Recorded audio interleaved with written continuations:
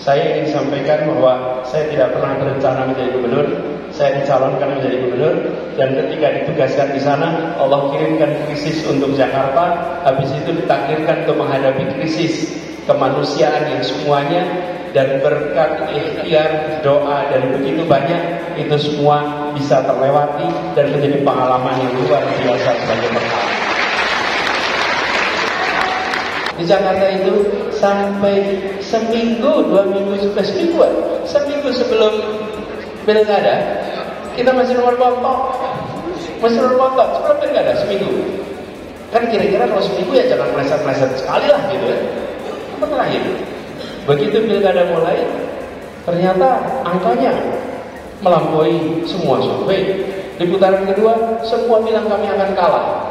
Ternyata yang diseberang yang kalah. Memang kita ini, Bapak Ibu, saudara dan saya semua, kita semua spesialis mengecewakan. Spesialis mengecewakan orang-orang yang pesimis tentang perjuangan kita.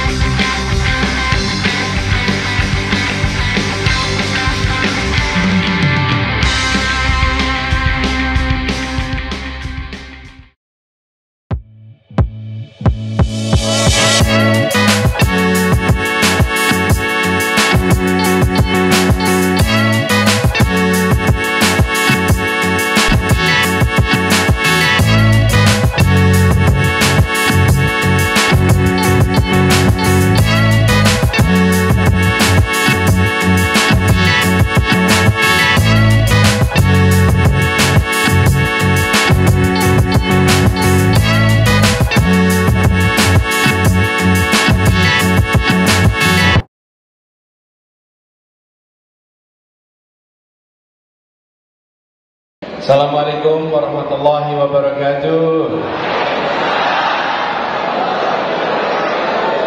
Alhamdulillah wa syukurillah, wala haula wala quwata illa billah. Rabbi shrah li sadri wa yassir li amri wahlul 'uqdatam min lisani yafqahu qawli. Allahumma shalli wa sallim wa barik ala sayyidina Muhammad wa ala alihi wa sahbihi ajma'in. Amma ba'du. Bapak-bapak, ibu-ibu, saudara-saudara semua yang semangatnya luar biasa besar di malam ini, beri tepuk tangan semua di sini. Saya masuk ruangan merasakan aura perjuangan yang luar biasa.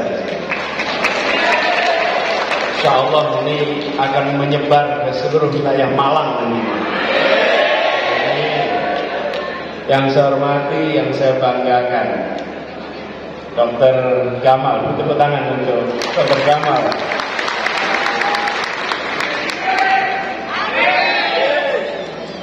Baru kali ini ada amin yang diaminkan, Bapak. Kemudian ayahanda Dr. Gamal, Bapak Haji Saleh Arafat, semoga selalu sehat. Masya Allah sudah mendidik anak luar biasa. Insya Allah catatan jariah yang tak akan pernah berhenti pahalanya. Para pimpinan PKS Kota Malang, kemudian Ketua DPD Bapak Irfan Yuli. Mana Pak Irfan Yuli? Pak Irfan Yuli, tepuk tangan untuk beliau. Wakil Ketua DPRD Kota Malang Pak Asmualik. Kemudian Pak Dr. Nurul Humaydi, Ketua PDM Pimpinan Daerah Muhammadiyah Malang. Kiai Ahmad Ridwan, yang saya hormati. Kemudian para ketua relawan yang hadir di sini, dan semua relawan. Tepuk tangan kepada relawan semua yang hadir bersama. Ketua PDA Kota Malang, Bapak Haji Rendra Mas Derajat Safaat. Juga ada anggota Dewan Fraksi PKS Bapak Haji Rohmat hadir juga di sini. Mana ya.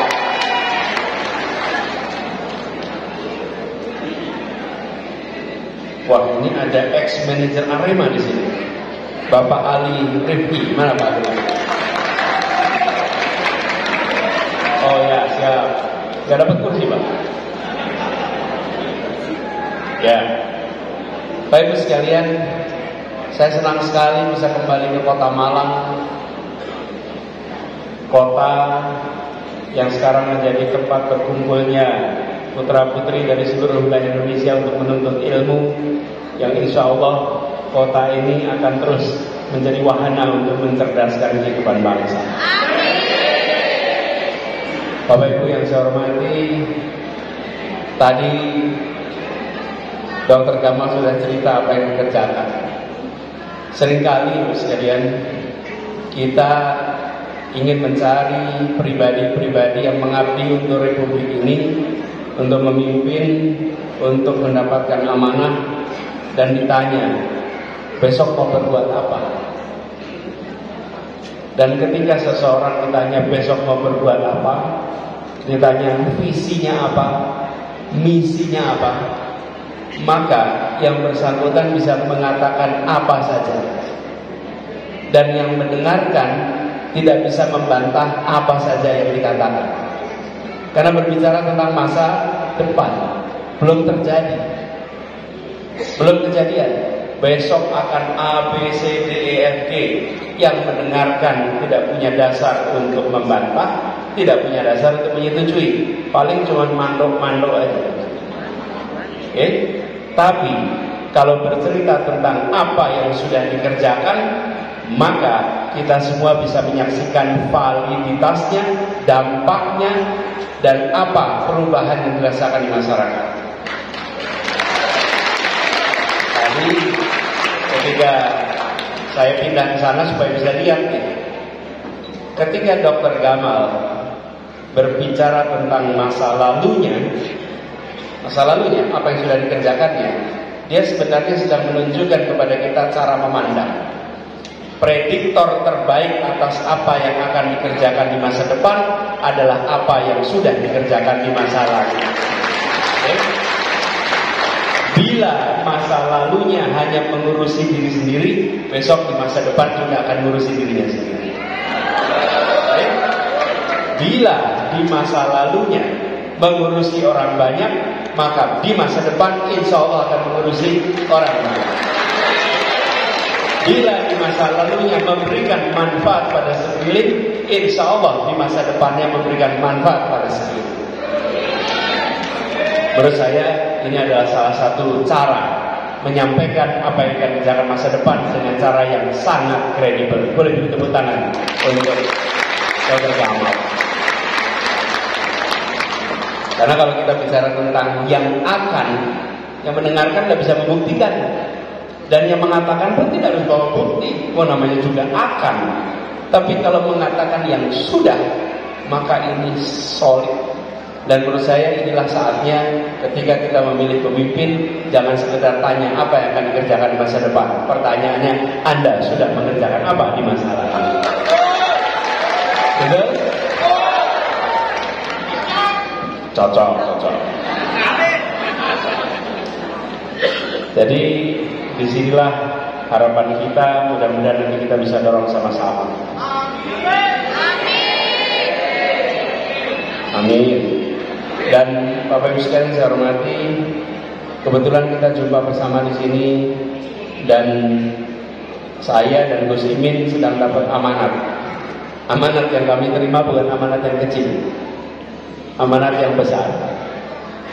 Dan saya menerima amanat ini tahun lalu Oktober, ketika saya masih bertugas di Jakarta, kira-kira 2 minggu sebelum berakhir.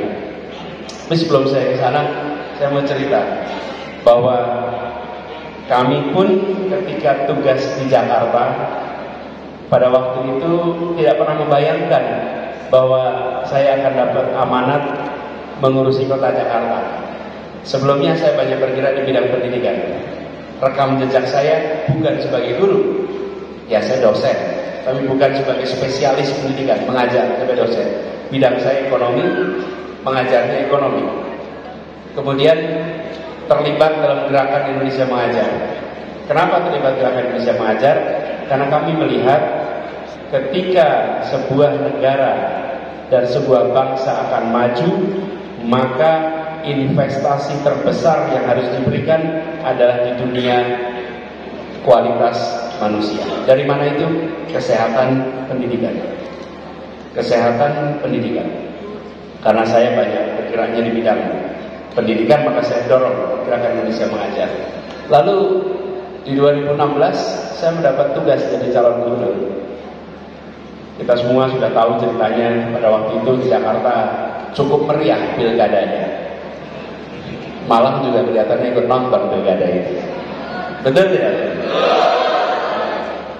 Nah, tapi bukan itu yang mau saya ceritakan. Saya tidak pernah membayangkan bahwa Allah mentakdirkan saya berada di posisi mengelola sebuah kota yang diberikan krisis terbesar dalam sejarah kota itu, dan salah satu krisis terbesar dalam sejarah umat manusia modern. Apa itu? Di bulan Januari tahun 2020, tepatnya 1 Januari, Jakarta diguyur hujan yang ekstrim.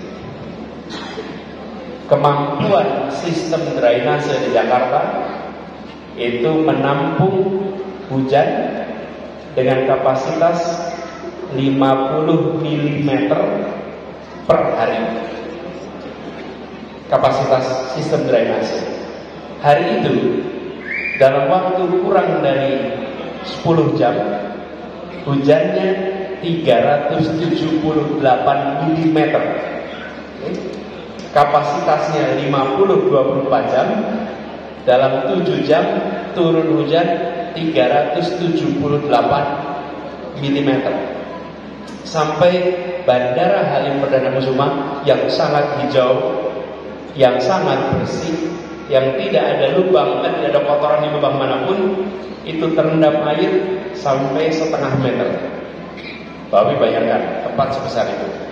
Sebuah krisis terbesar curah hujan dalam sejarah pencatatan curah hujan di Jakarta selama 150 tahun. Jakarta mencatat hujan itu 150 tahun. Itu terbesar. Saya berada di dalam situasi harus bekerja bersama seluruh jajaran menyelamatkan begitu banyak warga, memastikan semua bisa kembali. Dan itu adalah sebuah krisis yang kami alami di tengah sorotan semuanya. Di Jakarta itu banjir 5 RW aja ramainya bisa se-Indonesia. Betul tidak? Bayangkan Allah kirimkan hujan yang terbesar dalam sejarah, 7 kali lipat dari kapasitas sistem drainase kita. Alhamdulillah itu tertangani dan justru menjadi penanganan banjir salah satu tercepat dalam sejarah kita. Bukan kerja sendirian, kerja dengan semuanya, dibuatkan KPI. Itu satu krisis yang kita tidak bayangkan. 3 bulan kemudian, 3 bulan kemudian kita menghadapi COVID. Kita menghadapi COVID dan menghadapi krisis ekonomi, krisis sosial, krisis kesehatan. Belum pernah Bapak sekalian saya bertugas di Jakarta. Kalau Jakarta ini kalau gubernur itu ngurusinnya dari mulai ibu hamil sampai kuburan. Jadi kehidupannya itu dari mulai hamil sampai pemakaman, itu urusan gubernur. Dari mulai kampung padat kumuh sampai pencakar langit super mewah. Itu range ukurannya. Tidak pernah saya membayangkan datang seorang kepala dinas melaporkan, Pak Gubernur, areal makam yang kita miliki penuh. Pernah tidak terbayang? Area dapat bayang. Setiap jam 6 sore adalah waktu yang paling tidak nyaman buat saya. Karena di HP ini saya akan terima catatan berapa jumlah pemakaman hari ini. Itu tiap jam 6 sore. Cut off-nya jam 6 sore, saya dilaporin. Angkanya 30, habis itu 50, habis itu 70, habis itu 120. Meningkat terus sampai 200-300 per hari. Di kota kami. Kenapa di kota kami? Karena di Jakarta penduduknya padat, penularan berlangsung dengan cepat, berbeda dengan tempat yang mungkin agak longgar dan lintas keluar masuk. Banyak ceritanya di sini. Tapi buat saya bukan soal itu sekalian saya ingin ceritakan. Saya ingin sampaikan bahwa saya tidak pernah berencana menjadi gubernur. Saya dicalonkan menjadi gubernur, dan ketika ditugaskan di sana, Allah kirimkan krisis untuk Jakarta. Habis itu ditakdirkan untuk menghadapi krisis kemanusiaan yang semuanya, dan berkat ikhtiar doa dan begitu banyak, itu semua bisa terlewati dan menjadi pengalaman yang luar biasa sebagai bekal. Jadi bos sekalian, kita semua menyaksikan betapa rencana yang kita buat belum tentu sambung. Saya tidak pernah membayangkan bahwa, bukan tidak pernah bayangkan, pernah membayangkan tapi tidak pernah berani memastikan. Kita udah lama membayangkan, mudah-mudahan PKB bisa gabung, biar di Jawa Timur jalan-jalannya enak. Betul. Tapi Gus Imin tuh kayak jauh gitu, padahal dekat, tapi nggak bisa ketemu. Gus Iminnya pun nggak berani ketemu saya. Saya ini salah satu orang yang nggak berani ketemu orang di Jakarta ini. Banyak sekali orang kalau ketemu saya nggak pengen foto. Saya pergi haji nih, pakai baju ihram, yang ketemu salaman segala macam. Pak, tolong jangan foto, saya masih menjabat. Masya Allah. Jadi kalau masih menjabat nggak berani ketemu. Kalau udah pensiun selfie terus. Nah, tapi lagi-lagi bulan lalu apa yang kita bayangkan, apa yang kita rencanakan, ternyata Allah punya rencana yang sempurna. Dan sekarang alhamdulillah kami bisa berpasangan dengan Gus Muhaimin Iskandar, berjuang sama-sama. Dan tidak pernah terbayang bahwa singkatannya menjadi. Saya cerita sedikit nih. Saya minggu lalu, kami kalau kemana-mana ada Bawaslu. Di sini ada Bawaslu juga nggak ya? Ada ya? Ya nggak apa-apa, itu memang tugas mereka, itu dihormati aja. Jadi selesai acara sama teman-teman Bawaslu, mereka minta foto bareng. Yuk kita foto bareng. Jadi selesai foto bareng, bapak-bapak, ibu, teman-teman Bawaslu, selamat bertugas ya. Mudah-mudahan Bapak Ibu selalu sehat. Terus mereka bilang amin. Mudah-mudahan urusannya lancar. Mereka bilang amin. Mudah-mudahan segala macam yang dihadapi bisa diselesaikan mudah. Amin. Begitu selesai terus mereka bilang, oh, kok kami jadi mengaminkan? Iya, jadi kalau sudah ada waladhdallin, amin, nggak bisa diubah jadi qabul, nggak bisa. Nah, jadi sekalian saya hormati, saya ingin cerita pada semua, kita menghadapi situasi-situasi yang sering tidak terduga. Tapi dari pengalaman kami, doa dari orang-orang yang tidak pernah saya kenal, yang mengirimkan doanya tanpa saya tahu kepada apa yang kami kerjakan di Jakarta, telah membukakan jalan keluar dari arah yang tak terduga.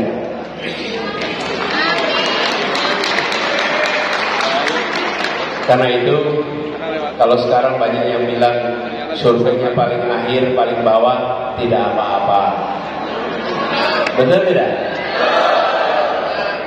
Kita hormati, bagaimanapun juga mereka sedang mencari nafkah. Jadi,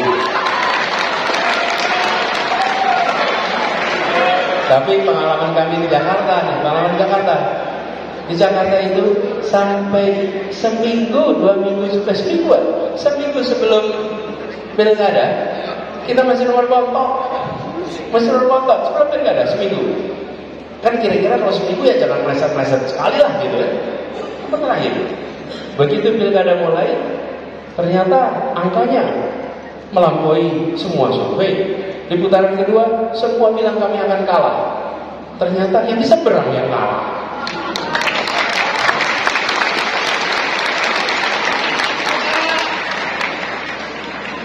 Kira-kira berulang tidak ini?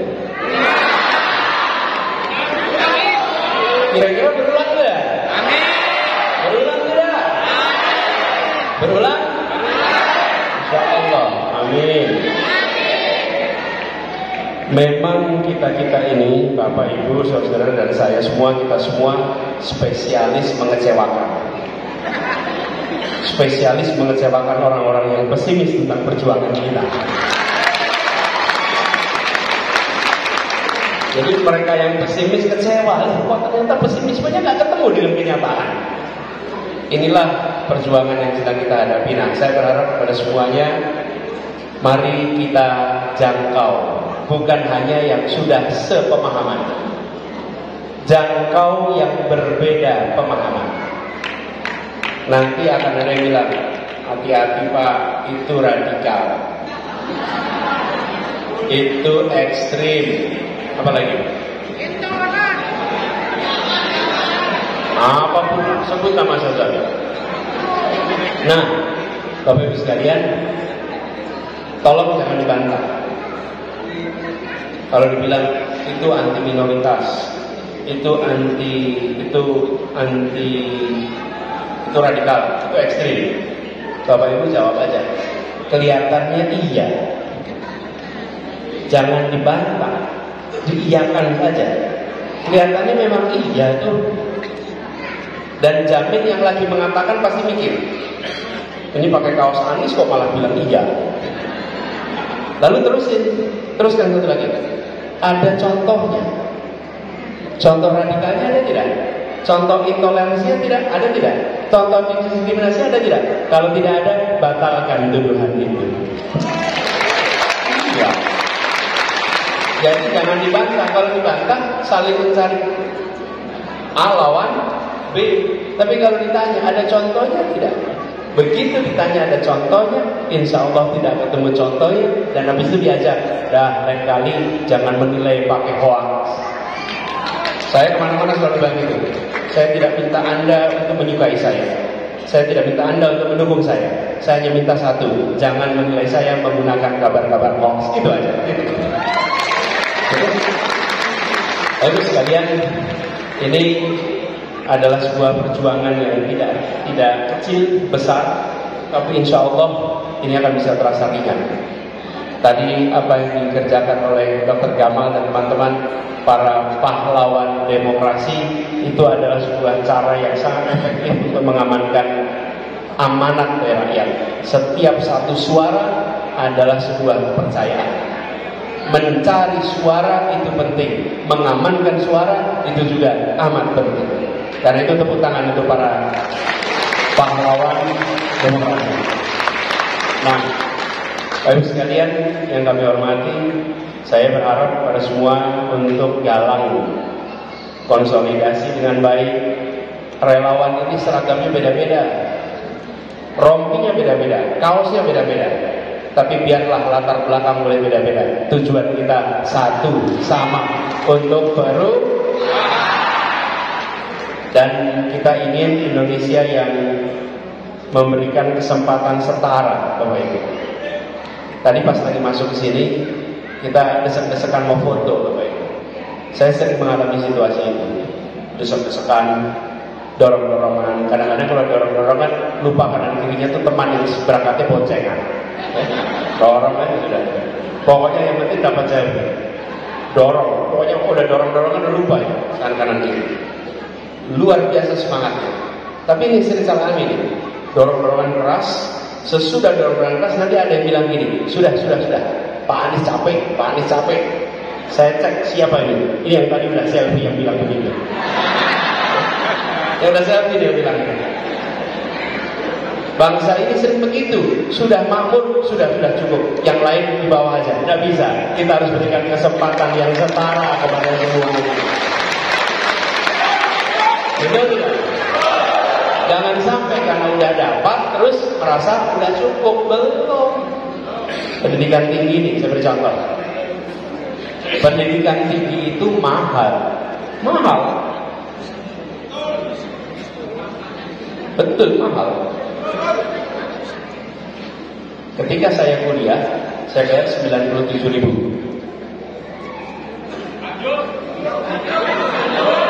Ini saya dapat kode waktunya habis. 97.000 bayarnya. Pemerintah bayar 1 juta. Saya hanya bayar 10%, 9,7%. Jadi 10% enggak apa-apa. Saya bayar 10%, negara membayar 90%. Artinya apa? Orang tua menanggung 10%, negara menanggung 90%.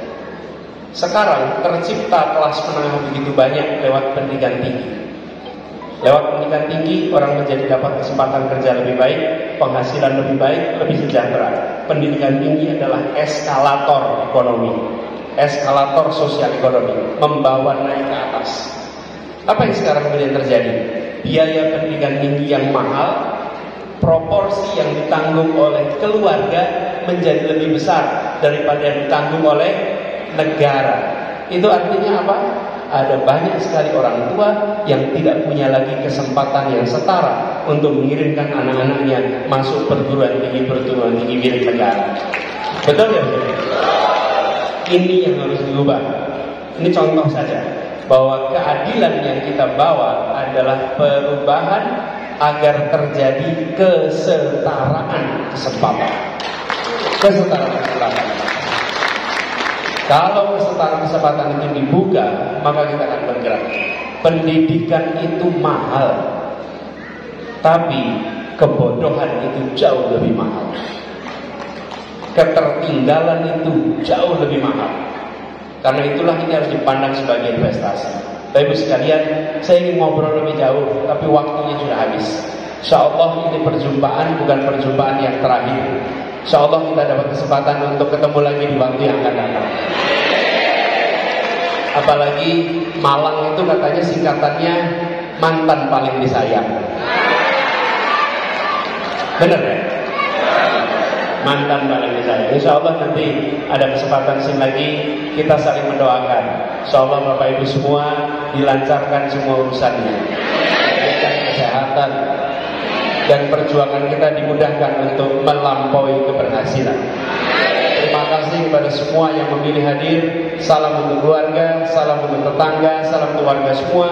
Bismillah, kita diantarkan pada kemenangan nanti. Terima kasih. Assalamualaikum warahmatullahi wabarakatuh.